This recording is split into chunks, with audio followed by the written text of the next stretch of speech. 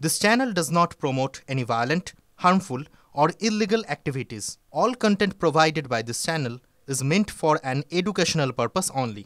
Top quality और consistent performance के लिए सिर्फ सिल्वर पंप नाम याद रखना।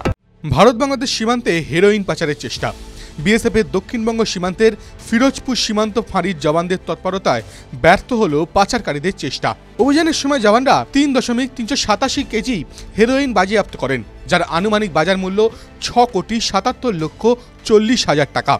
শুক্রবার ফিরোজপুর সীমান্ত ফাঁড়ির জওয়ানরা গোপন সূত্রে তথ্য পান যে সাদামাছর এলাকা থেকে অবৈধ জিনিসপত্র পাচার হতে পারে।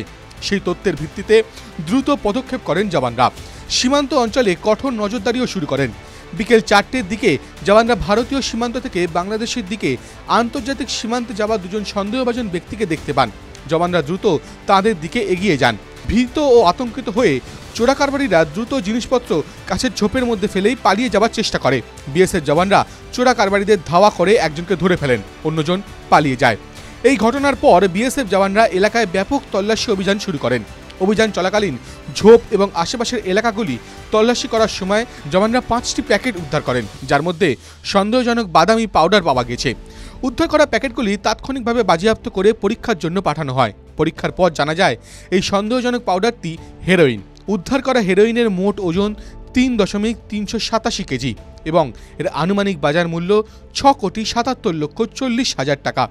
প্রাথমিক জিজ্ঞাসাবাদে চোরাকারবারি স্বীকার করেছে সাম্প্রতিক বিভিন্ন আন্তঃসীমান্ত চোরাচালান কার্যকলাপের সঙ্গে জড়িত একজন বাংলাদেশি নাগরিক। সে জানায় প্যাকেটগুলি তার ভারতীয় সহযোগীরা তাকে দিয়েছিল, যারা তাকে সীমান্তের ওপারে অন্য বাংলাদেশি ব্যক্তিকে পৌঁছে দেওয়ার নির্দেশ দিয়েছিল, যার বিনিময়ে তার কিছু টাকা পাওয়ার কথা ছিল। কিন্তু বিএসএফ জওয়ানদের সতর্কতার কারণে সেই চোরাচালানের প্রচেষ্টা সফল করতে পারেনি এবং ধরা পড়ে যায়। বিএসএফ এর দক্ষিণবঙ্গ সীমান্তের জনসংযোগ আধিকারিক বলেন, মাদক পাচারের বিরুদ্ধে অভিযানে একটি উল্লেখযোগ্য সাফল্য।